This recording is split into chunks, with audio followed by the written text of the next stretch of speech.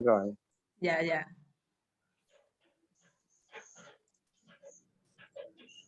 So Lokeshwar has some question.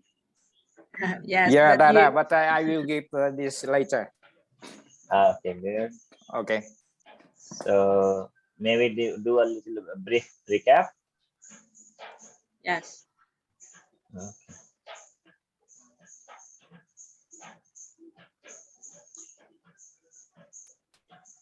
Let me share my screen.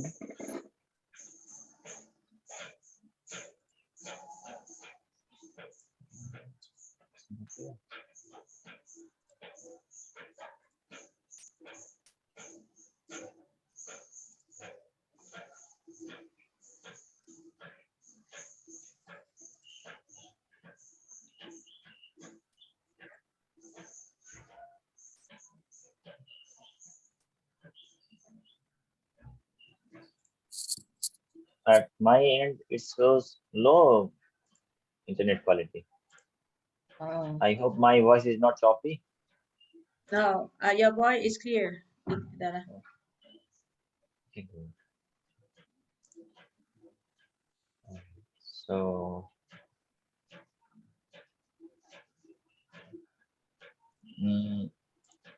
okay. So I'll just begin with this slide. Yes. So here we know that we already mentioned that life is the parallelism of body and mind, physical wave and mental wave. Thì mình đã nhắc được rằng là cái sự sống là cái mối tương quan giữa cơ thể và tâm trí, tức là cái sống vật lý và cái sống tâm trí. And this connection between body and mind is made by the prana. Và cái mối liên hệ giữa cơ thể và tâm trí này là cái phương tiện, thông qua cái phương tiện là prana.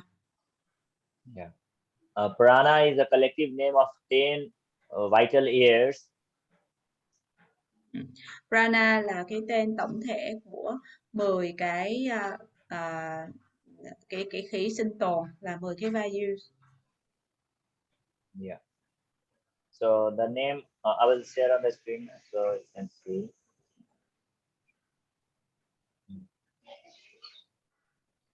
Và cái tên của nó là để Dada có. Can you read the screen, Sister Lalit? Yes, I can read the screen. Okay, so you can read the name of the values, the internal values. Thì cái value nội thì chúng ta có 5 value là Udana, Prana, Apana, Samana và Vyana. Yeah. So a small quiz. So does everyone know what is the location of Apana? Mọi người có biết là cái vị trí của Apana là ở đâu mà?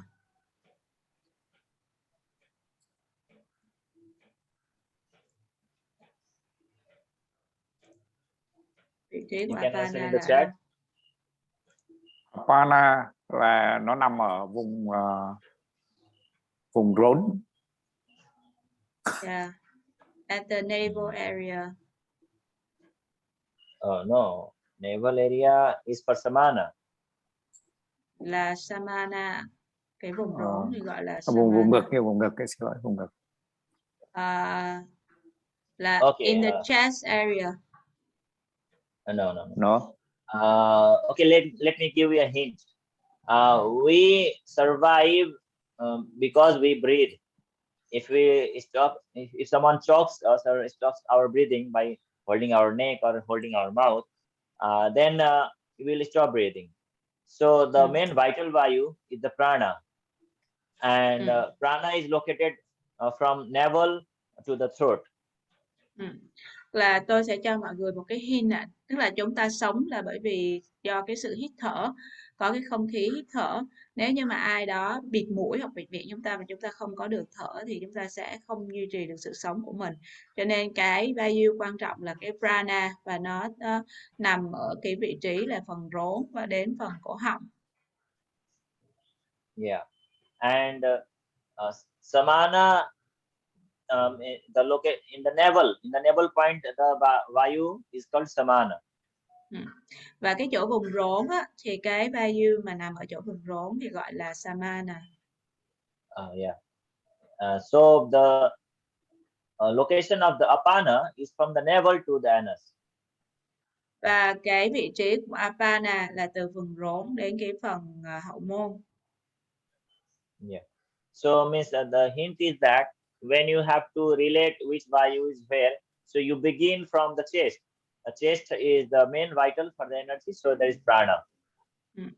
Nếu như mà bằng cái cách mà mình học để nhớ tên được các cái vayu này thì mình sẽ bắt đầu từ vùng ngực, là chúng ta cần phải có không khí để hít thở và sinh tồn, thì nó là cái quan trọng là prana. Yeah. And another hint, samana. Samana is Sanskrit word and it means balance. So the vayu at navel, it balances the prana and the apana. Và samana là nằm ở cái vùng rốn, là nó làm cho cái vị trí cân bằng giữa prana và apana. Yeah. So the last remaining is the apana, that is from the navel to the anus.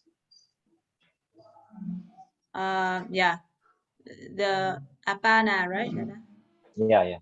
Yeah, apana là cái phần vùng rốn cho đến phần hậu môn, thì samana nằm ở giữa để cân bằng. Yeah. And the two more internal vayus are udana and vyana.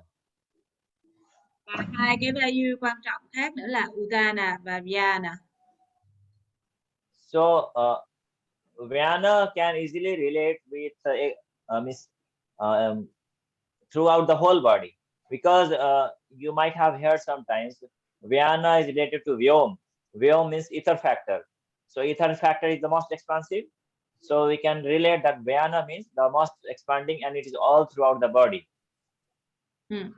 Thì vyana là một cái vayu mà nó chạy toàn bộ trên cơ thể. Chúng ta hay nghe nói rằng là vyana thì nó có cái mối liên hệ với, it has relation with the om. Đó. Not om.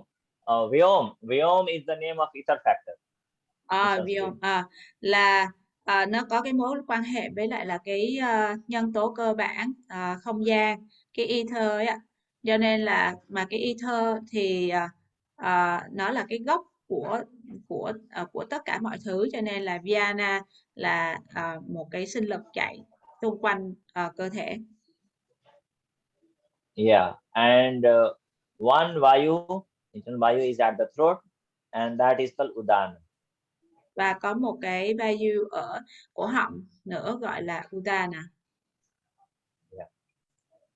So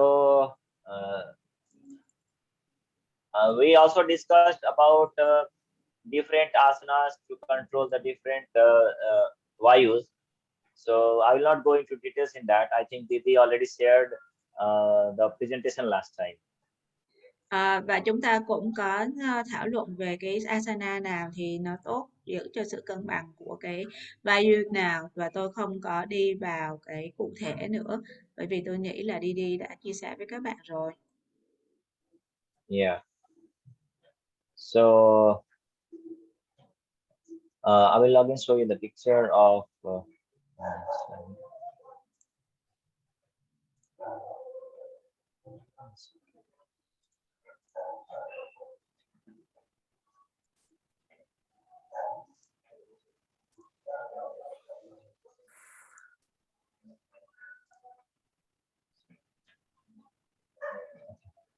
so can you see this screen with Yes. the nervous system?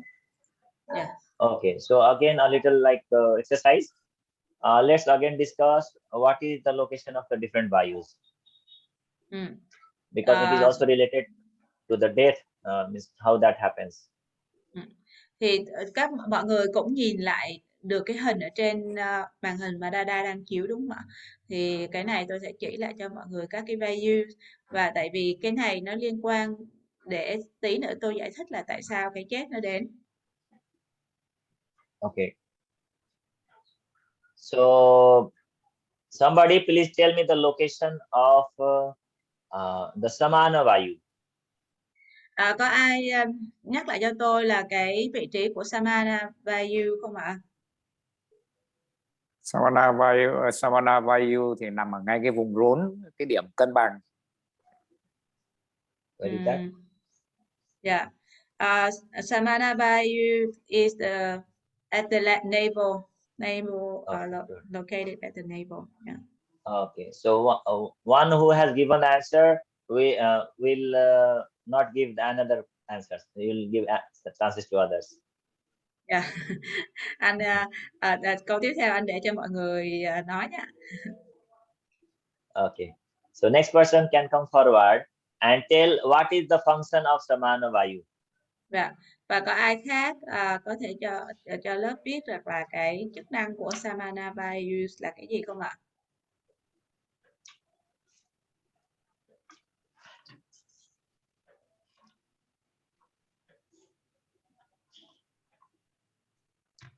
Chức năng của Samana Vayu.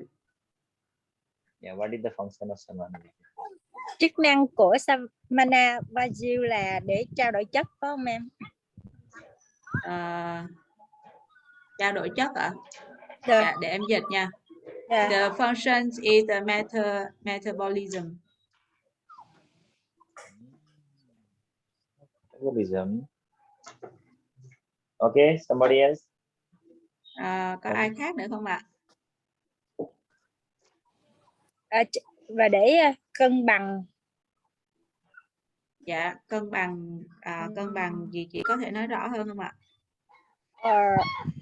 Thể làm để cân bằng trong cái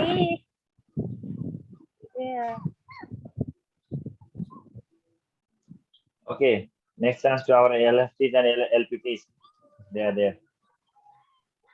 Dạ. Cảm ơn chị. Có những bây giờ cho cơ hội cho các LPT.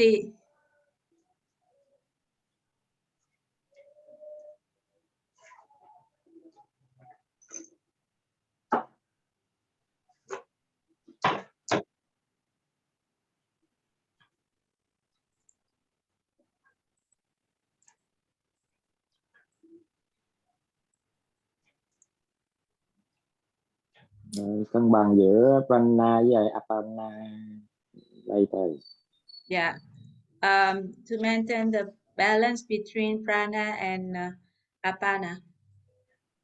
So was that Deves? I think it's Kumud, right? Brother Kumud. Oh, Yes. congratulations, Kumud. Yeah, you got the right answer. Yeah, câu trả lời đúng rồi. Okay. So next question. Where is the prana located? Prana Vayu. Vậy thì cái vị trí của prana vayu là ở đâu ạ?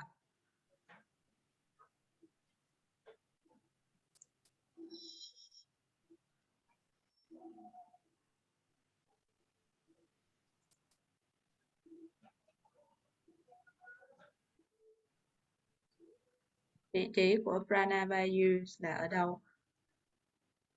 Nãy Dada có nói là chúng ta phải thở ấy ạ. What is the most important for surviving? Yeah. Cái gì quan trọng nhất cho cái sự sinh tồn của chúng ta nào? Thở là ngực. Yeah. Thở là ngực. Chúng ta đánh ra đúng không? Yeah, the breathing at the chest. Okay. Nhưng mà, yeah. So the most vital energy is there. Prana is there. Cái vayu, cái lực sinh tồn quan trọng nhất của chúng ta là prana. But not exactly the chest is the location. So what is the area? What is the jurisdiction of prana? Anyone can elaborate? Nó không hẳn là ở ngay cái điểm ở ngực mà nó có là một cái vùng, thì mọi người có ai có thể chỉ rõ hơn được nữa không ạ? Can I answer? Dada?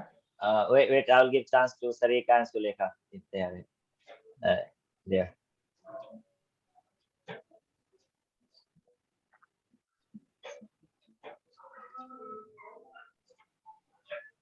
Okay, are you there? Please try. Sarika or Sulekha.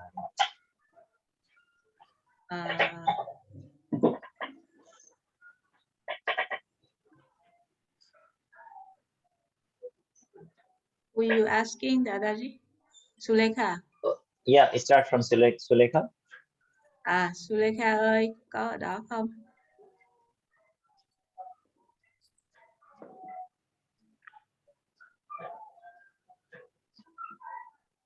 She's not listening. Yeah, it seems she's not there. Okay, so maybe next Sarika. Sarika.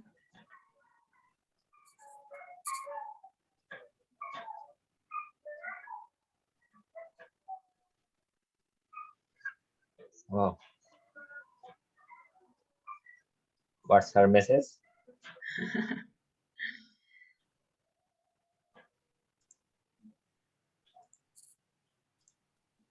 Yeah, Sarika says she don't know.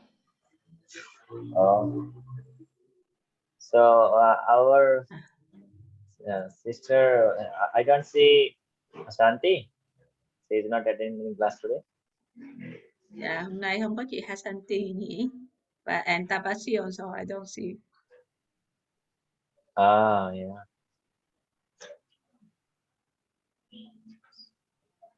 Okay. Did you see the chat, Lalita? No, Sarika says she doesn't know, and she used the laptop, so she cannot open the microphone and the camera. Oh. Okay. So anyone else? If location. Giữa hai đầu vú, giữa hai đầu vú. Dạ. Giữa hai cái đầu vú, giữa hai đầu vú, chính giữa hai đầu vú.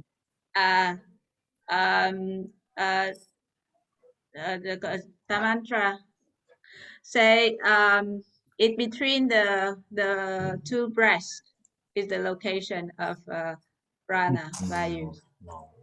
That is the location of the Anahata chakra when you recite like that. Đó là cái vị trí của Anahata chakra chú ơi. I am asking about the Vayu, vital Vayu, prana. Okay. Okay, Lokeshwar, please proceed. Ok. Tôi trả lời tiếng Việt. Thực ra là cái định nghĩa của cái Vayu prana là nó là toàn bộ cái vùng tính từ rốn cho đến cái cổ họng. Yeah. Yes, prana is located from the navel to throat. Yes, that's the right answer. Yeah, đúng rồi ạ. So after having this discussion, at the end, I hope everyone will give the right answer. Hy vọng là mọi người sẽ nhớ lại và cuối cùng thì chúng ta sẽ có câu trả lời đúng. Okay. Who is this participant? We don't see the name. There is written 1+. Ai là cái người ở I'm 1+ Puspa. I'm Puspa. Oh, Puspa. Yeah. Okay. Namaskar. Namaskar. Okay, thank you for joining. So yeah, next question is for you. Can you answer? There is one Vayu from navel to the anus. What is the name of that Vayu? Câu hỏi này dành cho chị ạ. Từ rốn cho đến hậu môn thì là Vayu nào ạ? Từ rốn Apana. Oh yeah, you got it right. Tuyệt vời. Excellent. Congrats. Clapping. Yeah. Chị trả lời hoàn toàn chính xác ạ. Okay. Now I will give the function of that Vayu, and person will have to tell which Vayu is that. Bây giờ thì tôi sẽ đưa ra cái chức năng của cái Vayu và mọi người sẽ cho tôi tên của Vayu nhé. Yeah. So this Vayu, it helps circulation of the efferent and efferent nerves. Sorry, I lost your voice a So little what bit. Vayu is this? You say help to circulate, and then I'm Internet losing. connection. Yeah. Can you please Yeah. repeat that? Yeah, sure. I said this Vayu, it helps in the blood circulation and the physical function of the afferent and efferent nerves. Cái It is Vayu này existing in the whole body. Tức là cái Vayu này nó giúp cho chúng ta tuần hoàn máu và giúp cho toàn bộ cái hệ thống của dây thần kinh hướng tâm và ly tâm, và nó điều hòa toàn bộ các cái chức năng của cơ thể. Thì là Vayu nào ạ? Trên bạn ghi rồi á, Vajana đó, Dada. Vajana, Dada. Okay, very nice. Yeah, right answer. Chính xác rồi ạ. Chúc mừng chú. Okay. So now we are clear about the location of their I did functions. But if someone has any question about the function of any Vayu, you can ask. Dạ, nếu như mà có ai có câu hỏi gì về các chức năng của Vayu thì mọi người có thể hỏi ạ.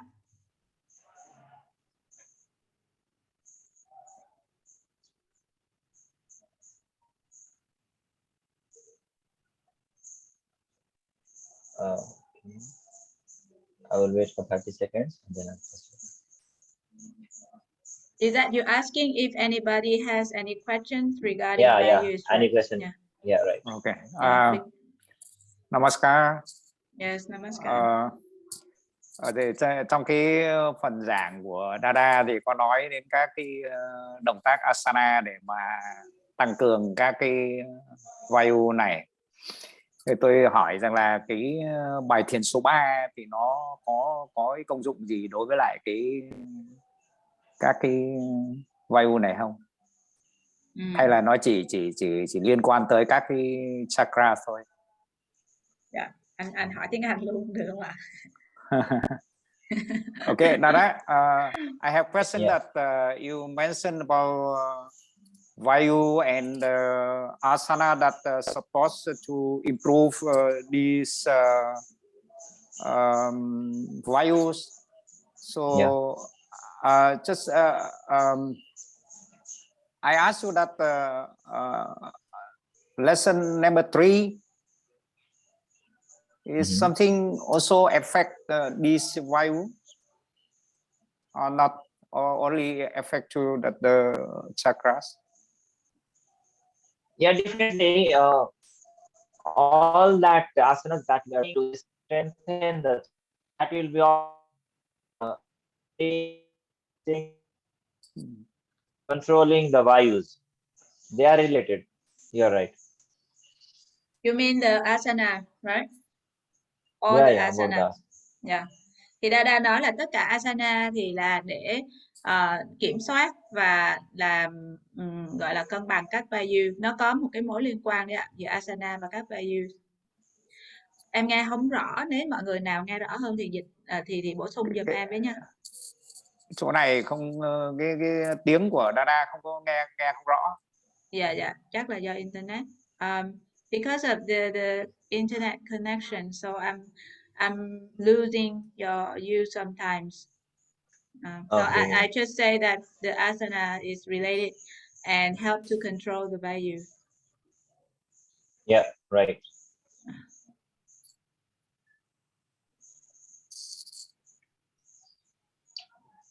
Any other question? And how about But the lesson number 3? Yeah, the third lesson. The third lesson, Dada? Is it to control The the third value? lesson controls the 5 factors. Is it any related to value? Okay. I think when you had your third lesson review or maybe a class by Dr. Leelananda, right? Yeah. Yeah. So you already know how the chakras are formed because of the passing of the Ida and Pingala nadis, and how the lesson helps to make it flow of the Kundalini. from the Sushumna Nadi.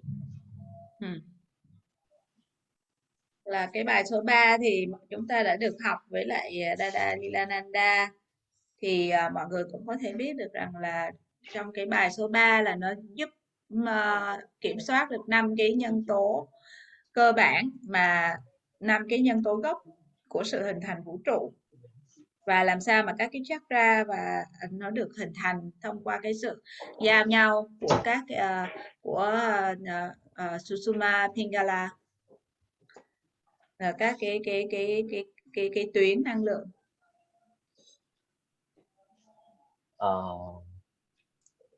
So I'm not going to details in that, but directly or indirectly, our practices, our asanas, and the foods, they all in controlling the vayu chakra. Tôi sẽ không đi vào các chi tiết, nhưng mà đúng là tất cả những cái thực hành của chúng ta, tất cả các bài thiền, asana, thức ăn thì là nó đều có ảnh hưởng liên quan, và nó đều giúp để kiểm soát các values. Yeah, maybe towards the end of this presentation, come to know that the way with the religion, either it can be subtle. I'm totally lost you, Dadaji. Maybe you turn off your video, then the sound can be improved. Yeah, right. So I will not only turn mine off. Cho Hạ Santi có câu hỏi được không ạ? Dạ, để em dịch nốt cái câu của Dada, tại vì em không nghe được gì. Yes, please repeat, Dada. Yeah, I said that when we go towards the end of this presentation, we will know also about the thought waves, that our the way we are thinking, or way we are getting involved into the material things, that is also affecting us. Và cuối cái bài học ngày hôm nay á, thì chúng ta cũng sẽ biết được rằng là cái cách mà chúng ta suy nghĩ, hoặc là những cái cách mà chúng ta phản ứng hoặc là đối ứng với lại thế giới vật chất, nó cũng ảnh hưởng đến các cái kinh tuyệt, đến các cái dòng năng lượng của chúng ta, các value của chúng ta. Dạ, cô Hasanti có câu hỏi. Sister Hasanti has question. Dạ, trước tiên là Hasanti xin lỗi là có công việc á, thành ra là không có đúng 9:30 mới vào, cô không có biết được cái câu hỏi trước của các bạn.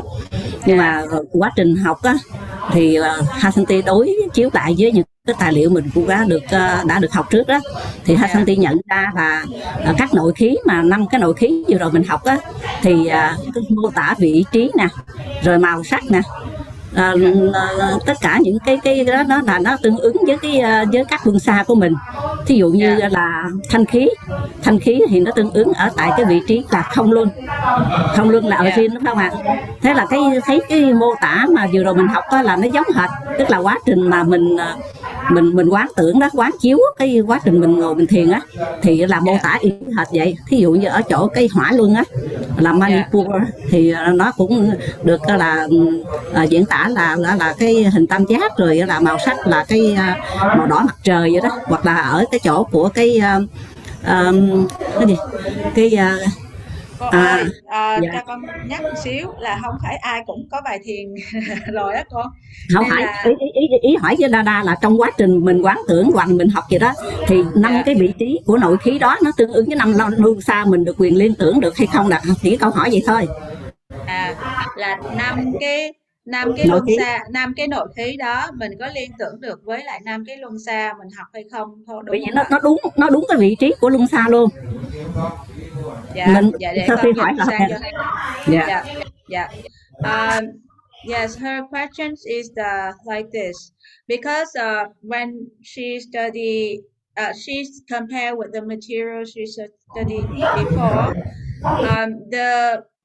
The location of the value is exactly the same, like the location of the chakra. So can I relate the values equivalent to chakra. For example, Udana is at the throat, located at throat, and is equivalent to the fifth chakra. So, can I relate them?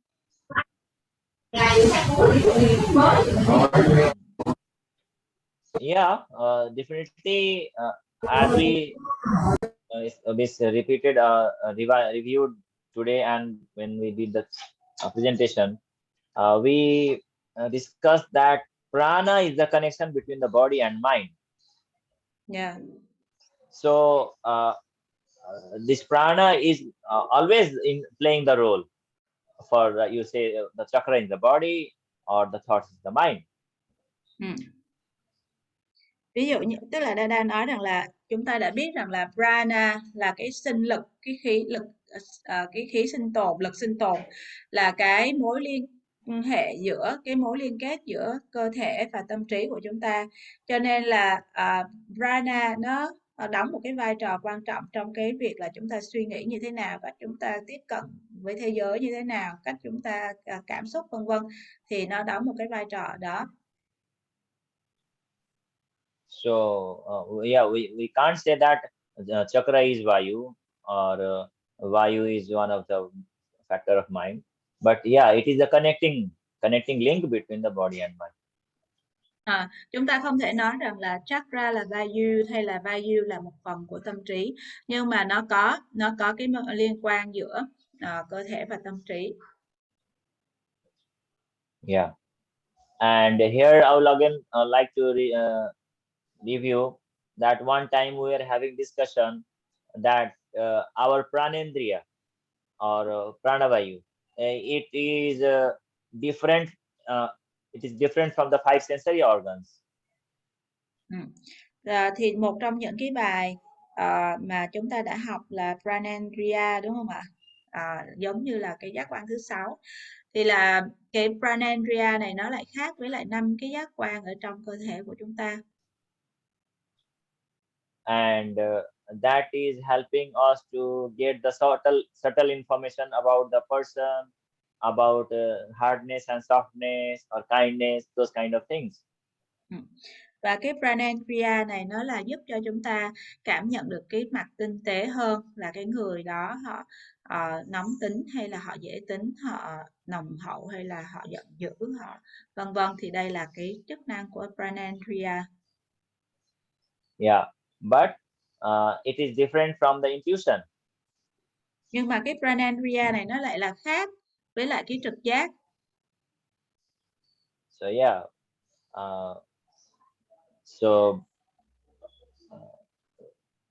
we can understand from this that pranendriya is connected for our functioning, our getting information from the outside world, and also to control our body, organs and metabolism. Thì là chúng ta biết được là pranendriya nó là giúp cho chúng ta kiểm soát được cái cách nhìn của chúng ta với cái thế giới bên ngoài, và giúp cho cái chức năng của cái cơ thể, cái cơ quan nội tạng bên trong của chúng ta. Yeah. And apart from asanas, the most effective and powerful method to control the vayus is doing pranayama. Bên cạnh việc tập asana, và một trong những cái phương pháp mà kiểm soát được vayu mạnh mẽ nhất và hiệu quả nhất, đó là thông qua việc luyện tập pranayama. Yeah. So are we a little bit clear now? Thì bây giờ mọi người có cảm thấy rõ hơn không ạ?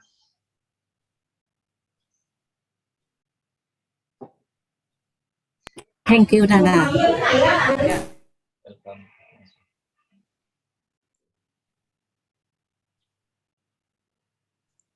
So may I proceed on to the external vayus? Thì bây giờ chúng ta chuyển qua 5 cái ngoại khí nhá. Yes, please, Dada. Okay. Let's share the screen. Let's see if the data or voice is okay. Okay. So these are the external vayus: Naga, Kurma, Krikar, Devadatta, and Dhananjaya. 5 cái ngoại khí là Naga, Kurma, Krikra, Devadatta và Dhananjaya. Yeah. So we'll just for now we can just see the function of the different vayus. Like Naga is for expanding the body, jumping, throwing, and stretching. Naga là giúp cho cơ thể của chúng ta được mở rộng ra để cho chúng ta có thể nhảy hoặc là ném hoặc là vươn. Yeah. Then Kurma function is contracting the body and when cold, like. Yeah. Và Kurma là giúp cho cơ thể của chúng ta co lại. Khi mà lạnh ấy thì chúng ta rúm người lại, co lại, đúng không? Là cái chức năng của Kurma. And Krikar is not in the regular, but whenever we have like they call it spasmodic movements, like yawning, coughing, twisting in pain, they are done by the Krikar vayu. Và Krika là khi mà chúng ta ngáp hoặc là nấc cục hoặc là hắt xì hoặc là bị đau quá chúng ta co lại thì cái này là cái chức năng của Krika. Yeah. And the vayu that is controlling our hunger and thirst is Devadatta. Cái vayu mà kiểm soát cái đói và khát của chúng ta là Devadatta. Yeah. In our Anandamarga tradition, when we see somebody eating too much, then we say that his Devadatta vayu is not in control.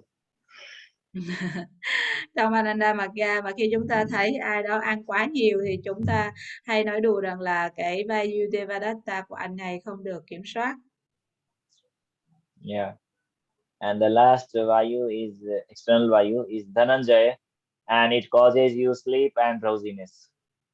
Và cái cuối, cái vayu cuối là Dhananjaya là giúp chúng ta ngủ hoặc là thấy người lờ đờ. Yeah. You know, in Mahabharata there was a character called Arjuna, the great warrior. So his name was also Dhananjaya. Thì trong cái kinh sử Mahabharata thì cái nhân vật Arjuna ấy ạ, thì cái tên khác của ông cũng là Dhananjaya. Yeah, his name was so Dhananjaya because he had control on his sleep. I thought that he sleep a lot. Sorry. No. Ông ấy có cái tên là Dhananjaya là bởi vì ông ấy có cái kiểm soát được cái giấc ngủ của mình. Yeah. And when you have control on this, then you can sleep anywhere in the crowded street, and even for 10 minutes you will easily fall asleep. Nếu như mà bạn có thể kiểm soát được Dhananjaya thì tức là kiểm soát được giấc ngủ thì bạn có thể ngủ được bất cứ lúc nào và ở đâu, và trong mọi điều kiện hoàn cảnh thì bạn đều có thể ngủ. Yeah. And just for information, that when a person dies, then all the vayus get out of the body. So Dhananjaya is the last vayu that gets out from a diseased body. Cho thông tin để cho chúng ta biết thêm là khi một người mà chết á, thì tất cả các vayu sẽ ra khỏi cơ thể của họ, và cái vayu cuối cùng mà thoát ra khỏi cơ thể là Dhananjaya.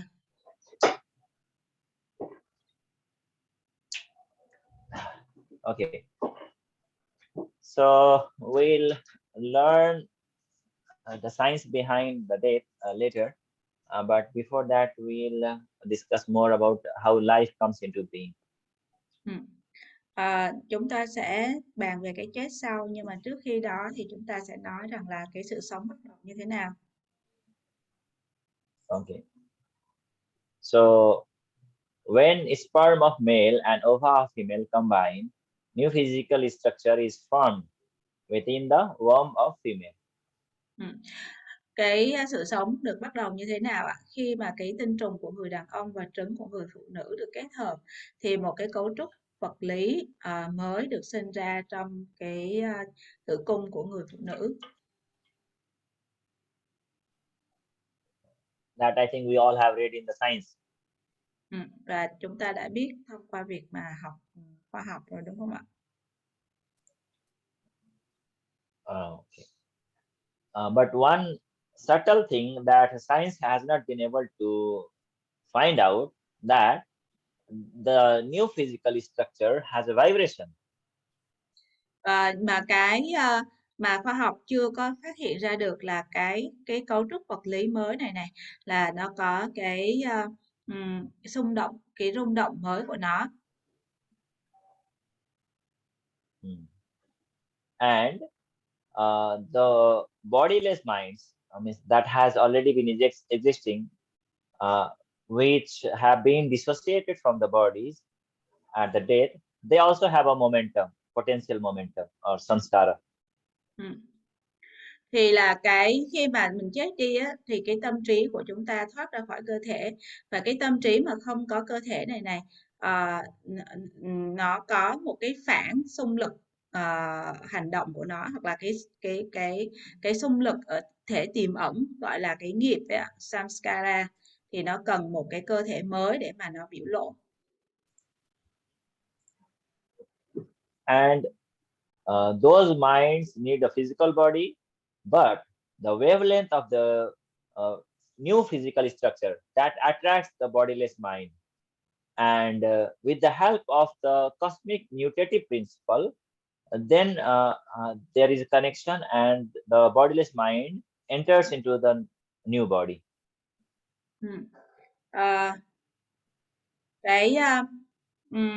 Cái tâm trí mà không có cái cơ thể là nó phải tương ứng với lại là cái sóng, cái mức sóng của cái cấu trúc cơ thể mới này, thì và với cái sự giúp đỡ của cái lực lực chuyển đổi mutative force của vũ trụ, và thì cái tâm trí không có cơ thể này nè, nó sẽ nhập vào cái cơ thể mới, cái cấu trúc cơ thể mới.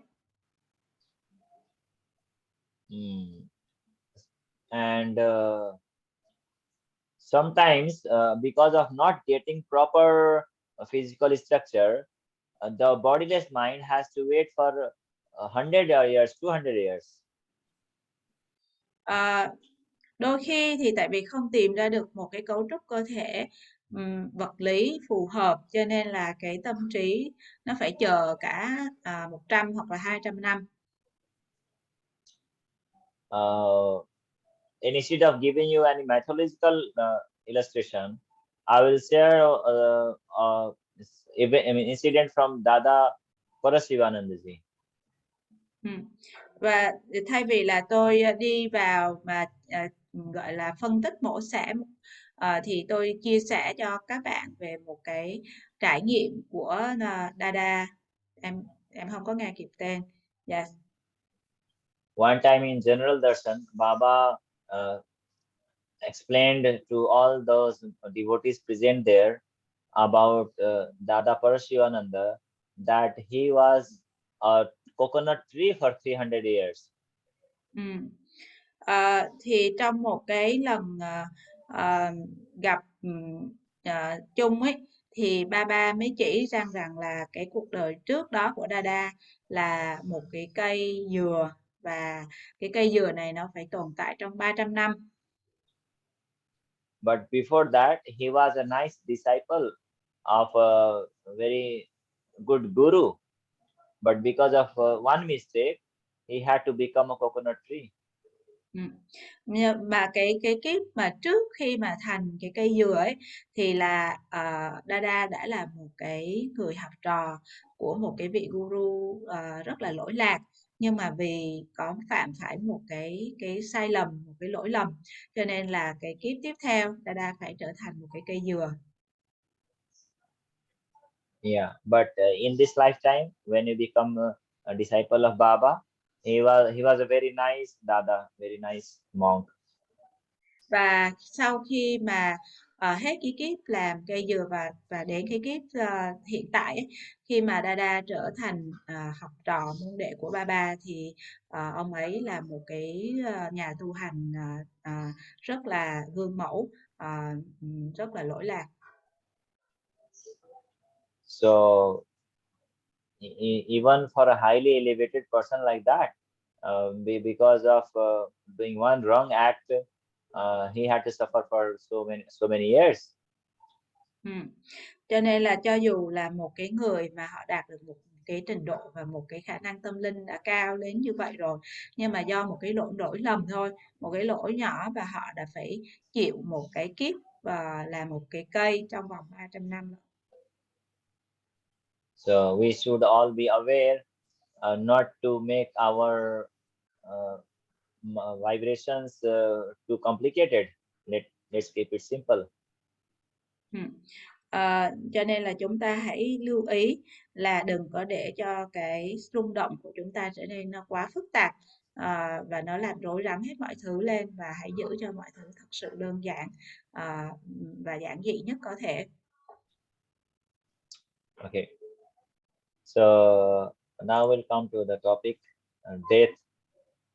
It is of three types: physical, psychic, and spiritual. Bây giờ thì chúng ta nói sang cái chủ đề là cái chết, và nó sẽ có 3 loại là cái chết về vật lý, cái chết về tâm lý và cái chết về tâm linh.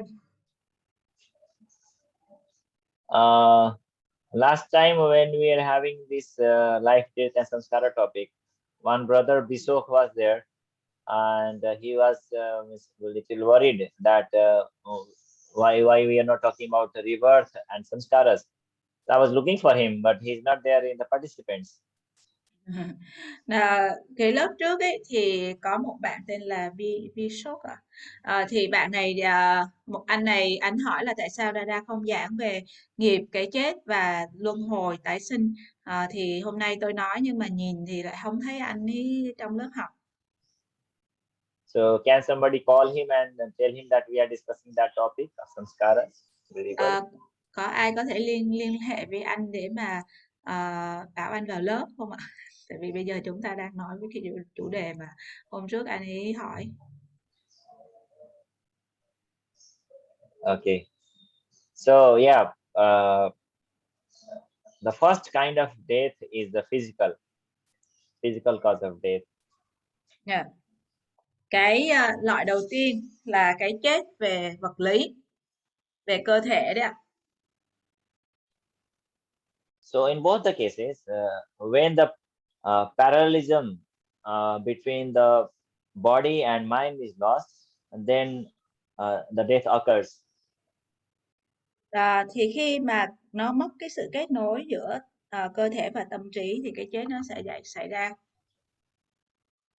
And this association can take place if the waves of the physical structure get cruder due to old age or any other physical deficiency.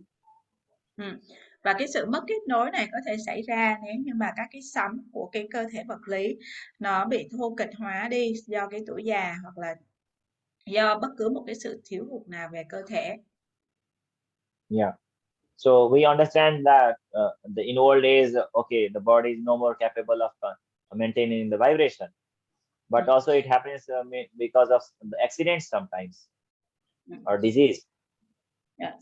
Thì chúng ta biết rằng là khi mà cơ thể bị già hóa đi, lão hóa đi thì nó không còn có cái khả năng để mà tiếp tục nuôi dưỡng hoặc là sinh tồn các cái sóng rung động, và hoặc là trong các cái vụ tai nạn hoặc là bị bệnh tật ấy, thì cơ thể nó bị thiếu hụt dần dần đi. Okay. So the physical cause of when the death happens, the vayus get disturbed, and all the 9 vayus leave the body. Và khi cái chết nó xảy ra thì khi có một cái biến động nó xảy ra thì tất cả các values này nó sẽ bị rối loạn, bị xung động, và chính các cái values nó sẽ rời từ từ rời khỏi cơ thể. Yeah. If you can see the screen, you can relate sometimes later. So there are stages in this physical death. It is not like a snap. Yeah, there are stages. Though it happens very quickly, we don't understand. But these are the stages. Thì khi mà cái chết nó xảy ra nó cũng có cái từng giai đoạn, nhưng mà tại vì nó diễn ra quá nhanh cho nên đâm ra là chúng ta không có nhận thấy được, nhưng mà nó có từng bước một. So here, the prana and apana are already weak, and samana is not able to maintain the adjustment between them.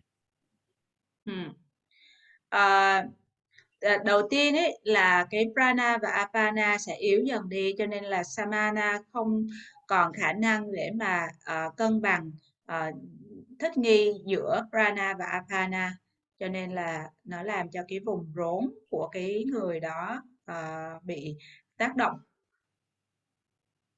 Yeah, so there is a struggle in the navel area, and in physiology they call it navel breathing.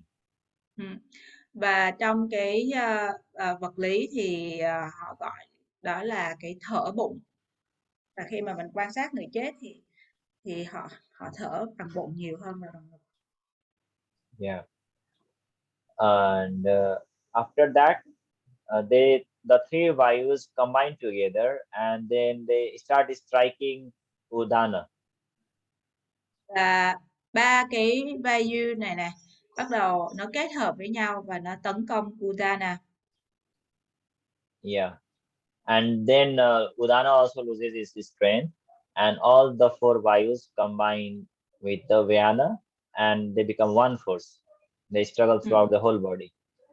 Và udana cũng mất dần cái sinh lực của nó, và tất cả bốn cái vayu này cộng kết hợp với lại là vyana, và 5 cái vayu này trở thành một cái lực, và nó gọi là nhiễu động toàn bộ cái cơ thể.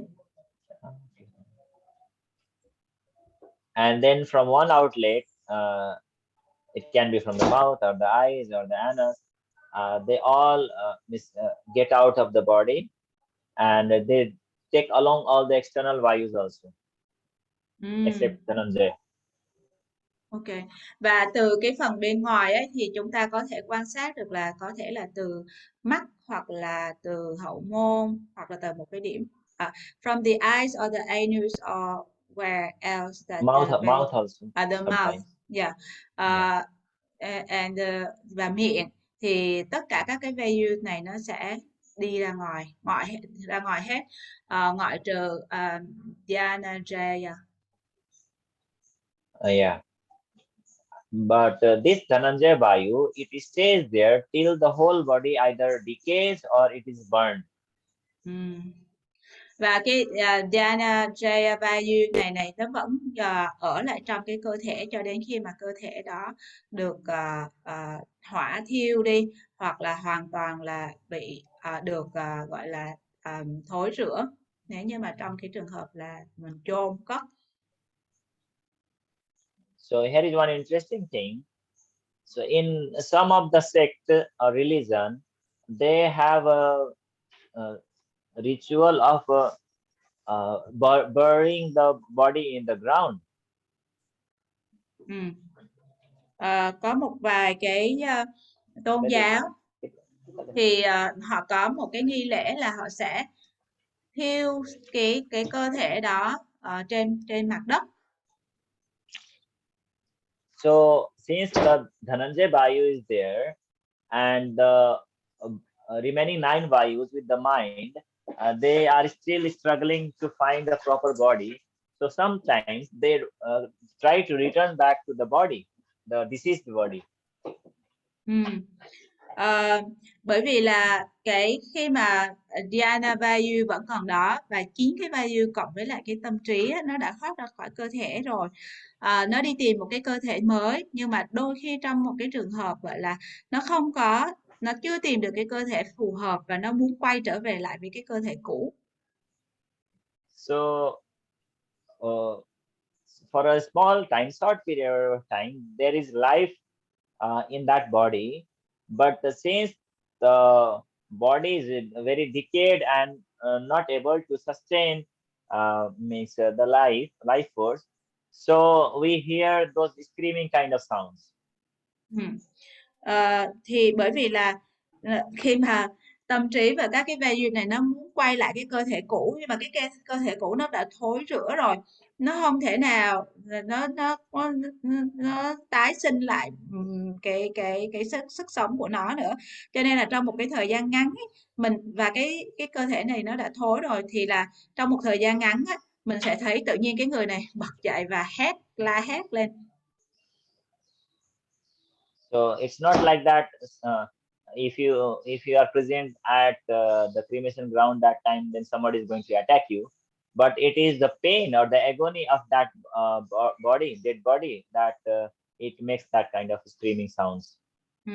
Nếu như mà chúng ta gặp một cái hiện tượng đó thì không phải là cái người đó giống như là kiểu mà ma quỷ hiện hình, hoặc là họ sẽ tấn công chúng ta như là gọi là những cái suy nghĩ, cái tập quán vẫn hay kể cho chúng ta nghe. Nhưng mà tại vì là họ có cái hiện tượng như vậy là vì họ trải qua cái sự đau đớn, hoặc là do cái sự đau khổ mà họ bộc ra cái hiện tượng bên ngoài như vậy.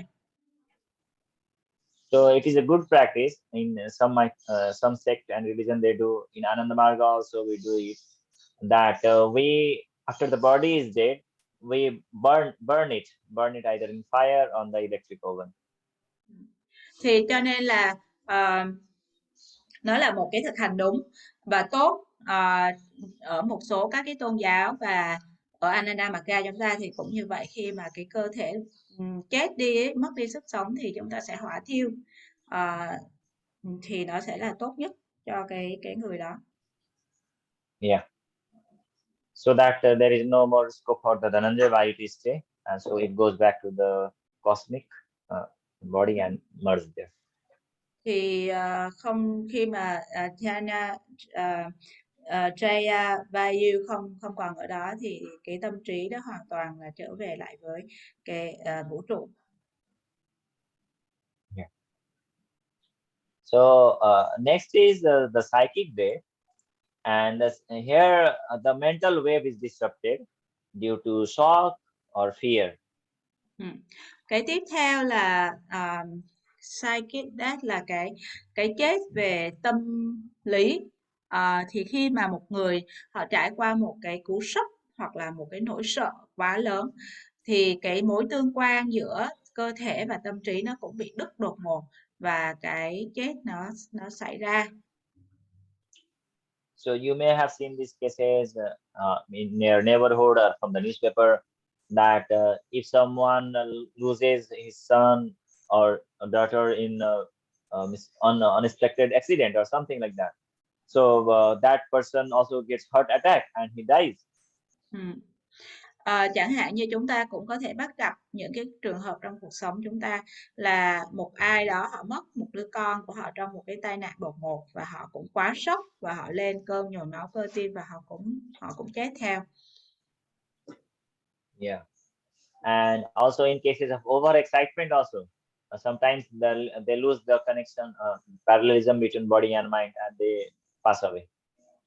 Thì trong cái trường hợp mà gọi là quá phấn khích tột độ ấy, thì họ cũng mất đi sự kết nối giữa tâm trí và cơ thể, và cái chết nó cũng diễn ra. Yeah. Okay. So you might have read in Yama and Yama that Baba has mentioned that if sometimes we have to give bad news to the related person, so you don't tell it all at once. You should break into slowly and like modifying the truth, and then finally you tell the complete truth. Và trong cái Yama và Niyama thì Baba cũng hướng dẫn chúng ta là khi chúng ta phải báo một cái tin xấu nào đó cho cái người thân của mình ấy, thì không phải là mình báo một cách đột ngột, mà có thể là chúng ta sẽ chia nhỏ và xẻ nhỏ cái thông tin ra và báo một cách từ tốn, để mà tránh cho cái việc mà người thân của chúng ta bị sốc. Yeah. There is one more reason. If the psychic wave is changed by coming into contact with a more subtle wave. Nó cũng có sẽ diễn ra là khi mà cái sóng tâm trí cái sóng tâm trí nó bị thay đổi khi mà nó tiếp xúc với một cái sóng tinh tế hơn. So generally it happens with animals who are living in the proximity with their masters, the human masters. Nó sẽ xảy ra thông thường là với các cái con vật ấy ạ, mà nó sống một cách rất là thân cận với cái người chủ của mình. Yeah, so before beginning the class, I was sharing to Didi that we had a cat. She was just like 1.5 years old, but she passed away last week. Và trước cái lớp này thì tôi có chia sẻ với Didi rằng là chúng tôi có một con mèo 1 tuổi rưỡi và nó chết trong tuần vừa rồi. So all this time she was with us during our Panchajanya, our collective kirtan and Akhanda kirtan. So it might have become very subtle that it was not able to adjust with the physical body. Và khi mà trong quá trình nó sống với chúng tôi thì nó cũng cùng hoạt động luôn, tức là hoạt động Panchajanya hoặc là hát kirtan cùng, cho nên có thể là cái tâm trí nó được tinh tế hóa lên, và khi tâm trí nó vượt khỏi cái sự chứa đựng được với cơ thể thì nó phải đi tìm một cái cơ thể mới. Yeah. So in many ashrams, many places of our Jagriti, we have seen this kind of incidences, this kind of psychic state. Và trong rất là nhiều các cái ashram, điện thờ thì chúng ta cũng chứng kiến khá là nhiều các cái chết về tâm lý này đối với những con vật mà nó sống cùng ấy. Yeah. So next is the spiritual death. It happens as a process of sadhana. Và cái tiếp theo đó là cái chết tâm linh, nó do cái sự thực hành của sadhana. Yeah. Here, as the mind attains mukti or liberation or salvation, and it has no longer any use or necessity of a body. Là khi mà cái tâm trí đã đạt được mukti là cái sự giải thoát và moksha là cái sự cứu rỗi, thì nó không còn một cái sự cần cơ thể nữa. And this kind of death is called Mahamrityu or Mahaprayan or the great death. Và cái chết này thì mình hay gọi là Mahamrityu hoặc là Mahaprayan, là chết của tức là một cái chết vĩ đại. Yeah. So I think all of our brothers and sisters, they will desire for this spiritual death. Và tôi nghĩ là tất cả chúng ta đều mong muốn có một cái chết tâm linh này, đúng không ạ? Yeah. So with this slide, I would like to stop the chapter for today. Next slides will be having about our laws of action and reaction and samskaras. Thì cái slide này tôi dừng ở đây để kết thúc cái buổi học của chúng ta hôm nay. Còn tuần sau thì chúng ta sẽ bàn về cái nghiệp, cái luật nhân quả. Yeah. So now we are open again for another round of questions. So bây giờ thì I will be 20 minutes more with you. Yeah, bây giờ thì là đến lúc mà chúng ta có câu hỏi.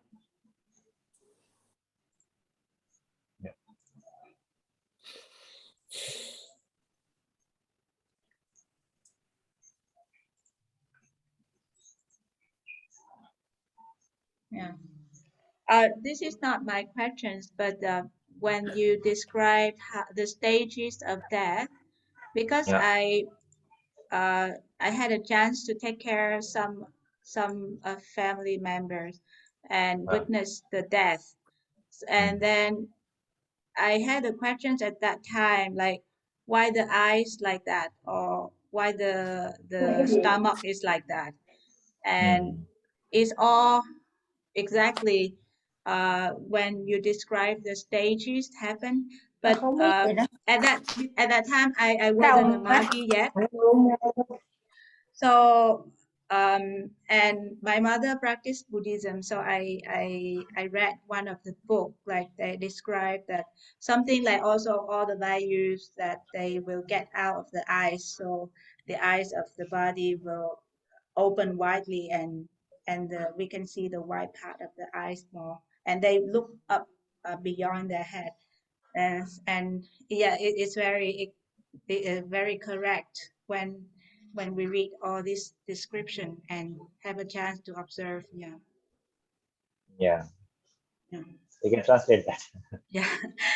Em chia sẻ là ở đây không phải là một câu hỏi, nhưng mà khi mà Dada giải thích về các cái bước của một cái chết diễn ra thì là em cũng có, bởi vì là khi mà người thân mình bị bệnh và mình chăm sóc và mình chứng kiến người thân mình qua đời ấy, thì mình thấy luôn là cái lúc đó không thở được bụng ngực, mà họ sẽ thở bụng.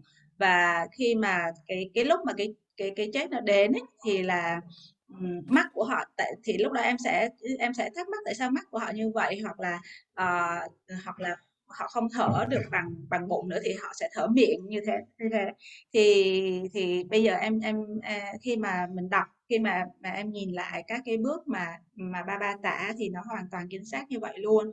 Lúc đó thì em chưa biết đến Ananda Magga, nhưng mà là nhà thì mẹ có thực hành theo Phật giáo, thì lúc đó cũng đọc được trong một cái cuốn sách ấy, thì là bên nhà Phật thì cũng giải thích là tất cả các cái sinh lực sẽ đi ra khỏi bằng mắt, cho nên là mình sẽ thấy là mắt của cái người chết họ sẽ trợn to và họ sẽ nhìn ngược lên phía trên, và mình sẽ thấy cái lòng trắng nhiều hơn chẳng hạn ấy.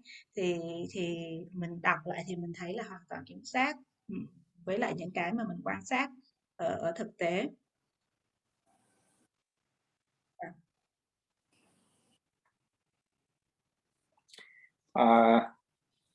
Trong lúc chờ đợi thì tôi Dada nói rằng là có cái câu hỏi tiếp theo, thì tôi muốn hỏi cái trường hợp mà accident ấy, tức là bị chẳng hạn như bị tai nạn giao thông chẳng hạn, thì mình xếp loại nó là thuộc về physical death hay là psychic death? Anh hỏi luôn Dada bằng tiếng Anh luôn ạ. Dada quay lại chưa nhỉ? Dạ có rồi, Dada đang ở đây. Namaskar, Dada. Dadaji, are you there? Not yet. Not yet.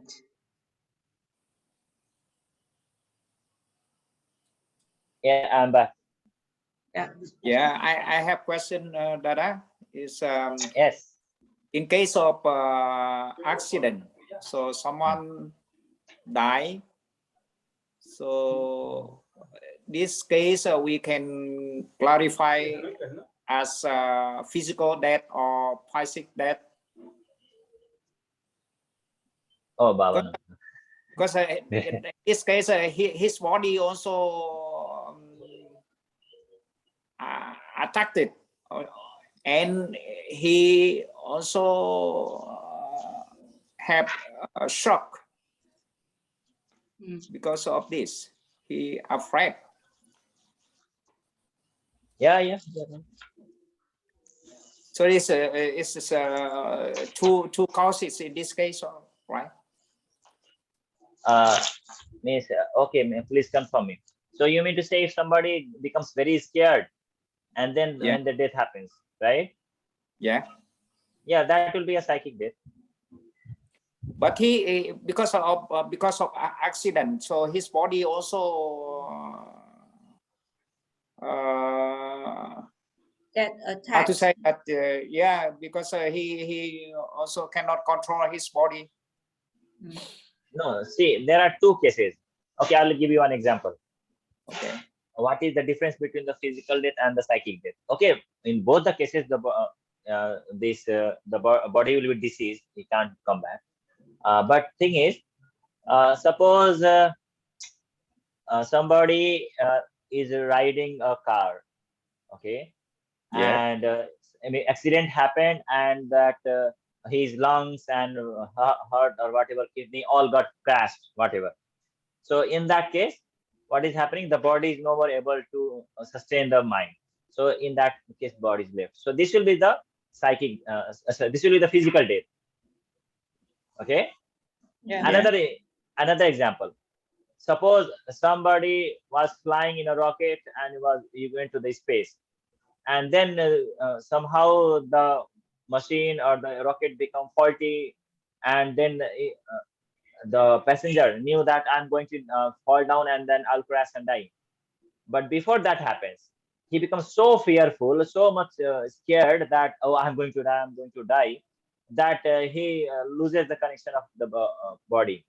So that will be the psychic death. And after that, when it comes down onto the ground, then obviously the body will also burn out or maybe fractured in many parts, and that the death will happen. Yes. But before that, the psychic death happened already. Okay, it's clear. Để em dịch lại tiếng Việt ạ. Tức là anh Lokashva có hỏi Dada là trong cái việc mà tai nạn ấy, thì mình sẽ xếp vào đó là cái chết về cơ thể, về vật lý, hay là cái chết về tâm lý. Bởi vì là trong cái trường hợp đó thì cả hai thứ nó đều bị tác động, tức là cơ thể nó bị tác động mạnh và tâm trí của cái người đó nó có thể hoảng sợ và bị sốc đột ngột, thì nó có thể là rơi vào trong cả hai trường hợp. Thì sao? Thì Dada bảo rằng là nó có hai trường hợp xảy ra, là chẳng hạn như một người họ đang lái xe chẳng hạn và họ bị tai nạn.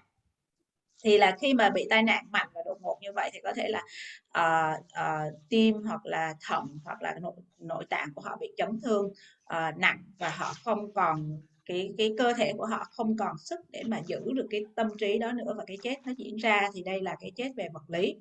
Nhưng mà chẳng hạn như trong một cái chuyến máy bay chẳng hạn, mà đang bay trên một chuyến máy bay và có một cái bộ phận bị hư hỏng, và cái người phi công hoặc là cái người hành khách này họ biết được rằng là nếu như mà khi mà máy bay đang bị rơi, và họ biết được chắc chắn là cái chết nó sẽ đến, bởi vì rằng là khi mà họ chạm đến mặt đất ấy, thì toàn bộ máy bay sẽ nổ tung và họ sẽ chết. Thì trong cái quá trình rơi như vậy, họ quá hoảng sợ và họ quá sốc, và cái nỗi sợ họ quá lớn, và nó bị ngắt luôn cái sự kết nối giữa tâm trí và cơ thể, và cái chết nó đã diễn ra rồi, ngay lúc đó rồi. Và khi mà cái máy bay nó chạm với mặt đất và nó nổ tung á, thì cái cơ thể của họ cũng nổ tung ra. Nhưng mà trước đó thì cái chết nó đã xảy ra, thì cái này mình xếp đó là cái chết về tâm lý.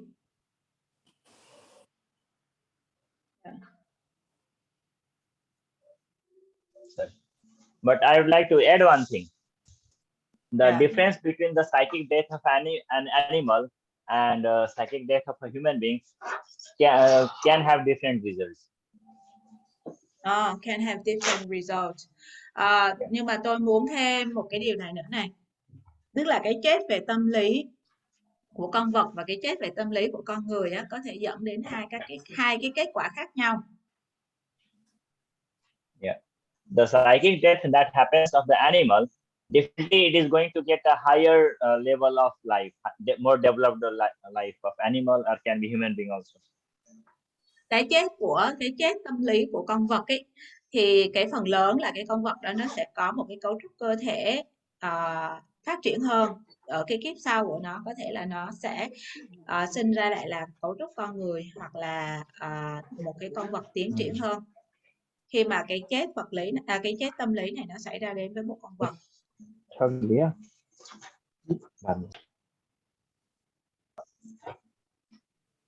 But in the case of human beings, it may happen that they can get same kind of life, or maybe higher life, or it can be the degraded life also, downgraded. Yeah. Nhưng mà đối với con người á, trong cái chết tâm lý như vậy á, thì có thể là họ sẽ tiếp tục là một cái cơ thể con người, nhưng mà cũng có thể là họ sẽ đi xuống, họ sẽ thoái trào, tùy thuộc vào là những cái việc làm mà họ làm trước đó khi còn sống. Yeah. Yeah.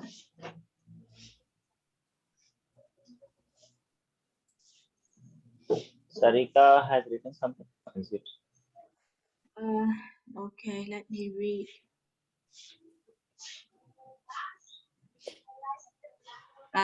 In Vietnam, there are many stories saying that the dead come back and merge to the body of a living person, like merge to the body of one of the family member and start to, predict future or say about the past, etc.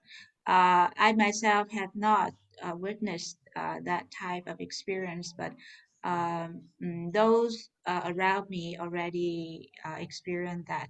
So I'd like to ask you about how you explain about this phenomenon.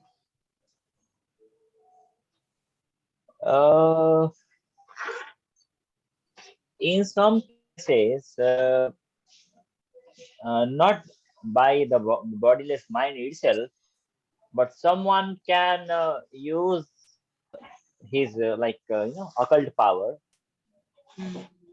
to infuse a body, infuse a mind into another existing body. But according to what I have understood from Baba's philosophy, any bodiless mind doesn't have the capacity to hunting any other person's physical body. Ok. Dada nói là như thế này này, có thể là một người nào đó họ sử dụng cái gọi là cái sức mạnh, mình hay nói là cái sức mạnh siêu nhiên occult power, mình dịch như thế nào mọi người nhỉ?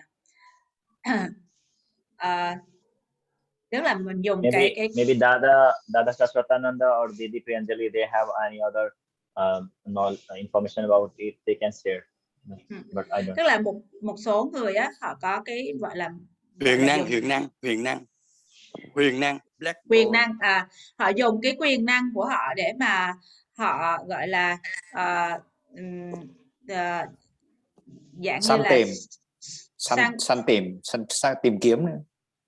Tức là họ dùng cái quyền năng này này, họ manipulate, họ thao túng cái tâm trí mà không có cái cơ thể đó để nhập vào một cái cơ thể đang sống và làm những cái điều mà họ muốn. Tức là họ sử dụng những cái quyền năng đó của họ.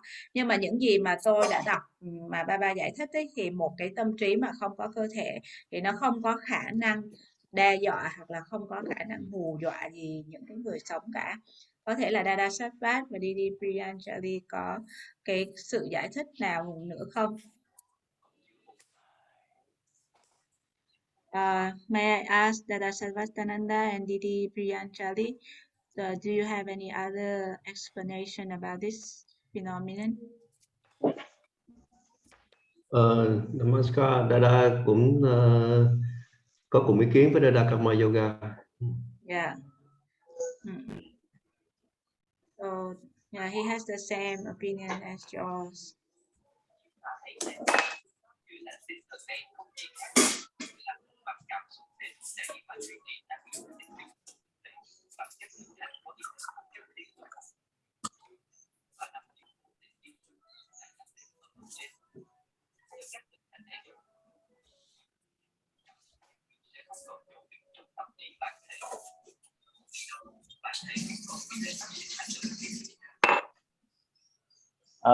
Okay, if the topic doesn't have any more question, I had one small request. From January onwards. Sulekha, you raise your hand. Em giơ tay hả Sulekha? Vâng ạ, em có câu hỏi ạ. Em nói đi. Em muốn hỏi thầy là cái tâm trí, theo như anh biết thì tâm trí sau khi chết thì nó thuộc về tâm trí vũ trụ. Vậy thì ở cái trạng thái đấy thì nó thuộc về cái phần nào của tâm trí vũ trụ, là thuộc về Chitta, Aham hay Mahat ạ? Chị sẽ dịch lại nguyên câu hỏi của em nha. Okay. She said that after that, the unit mind will come back to the cosmic mind. So, in what part of the cosmic mind that this unit mind belong to? Chitta, Aham, or Mahat? Excuse me. I will. How can I do that? Actually, we all are within the cosmic mind from our beginning of the journey. From you can say from the start of the evolution till we meet, till we get our salvation. So it can be we can have a physical body or we cannot have a physical body, but all the time we are there. But the question of we are going back to the cosmic mind or merging into that or not, we are not merging until our samskaras are finished.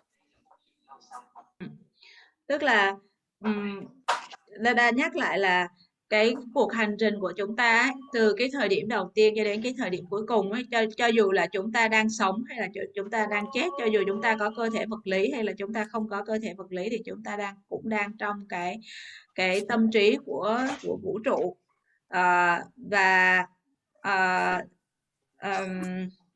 Và khi mà chúng ta chết đi á, cái việc mà chúng ta có nhập được vào tâm trí vũ trụ hay không á, là tùy thuộc vào là chúng ta đã clear được hết nghiệp, đã xong hết nghiệp của chúng ta chưa. Cho nên là khi mà chúng ta sống thì chúng ta vẫn đang trong cái phần tâm trí của vũ trụ.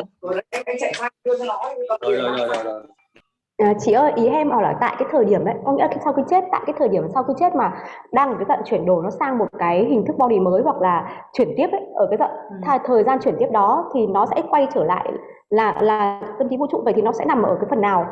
Sau đó rồi nó mới chuyển tiếp dạng tiếp theo là sẽ vào thuộc vào nghiệp mà mình sẽ vào một cái cơ thể mới, đúng không ạ? Thì ở cái thời gian tại cái thời điểm đó thì nó sẽ come back lại, nhưng mà nó nằm ở cái chỗ nào? Ở trong cái phần 3 cái phần đó thì em đang không hiểu. Yeah, she asked that the transition time after that until the mind gets the new body, where it belongs to in the cosmic mind, the Chitta, Aham, or Mahat. She's confused. If you want a definite answer, then I'll say Chitta, cosmic Chitta. It is not merging there, but it is within the space of cosmic Chitta. Tức là nếu như mà em muốn có một cái câu trả lời chính xác ấy, thì là nó ở phần Chitta của tâm trí vũ trụ. Nó không có nhập vào tâm trí vũ trụ mà nó ở trong cái phần đó. Yeah, thank you, Dada. Yeah. Welcome. Yes. So Dadaji, please continue your announcement. It's not an announcement, just a request.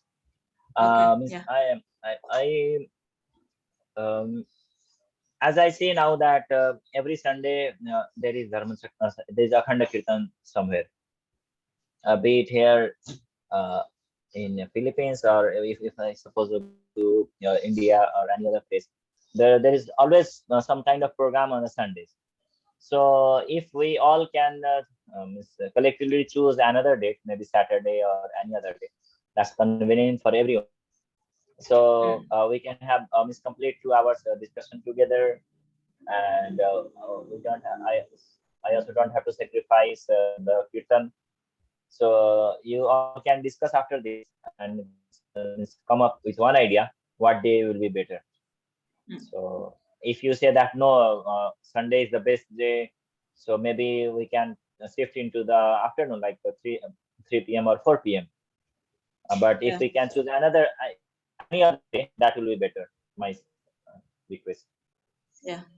Dada có nói rằng là tại vì thường sáng chủ nhật á, thì thường là sẽ có cái hoạt động Akhadan Kirtan, hoặc là bao giờ cũng có một cái chương trình ở đâu đó ở Philippines.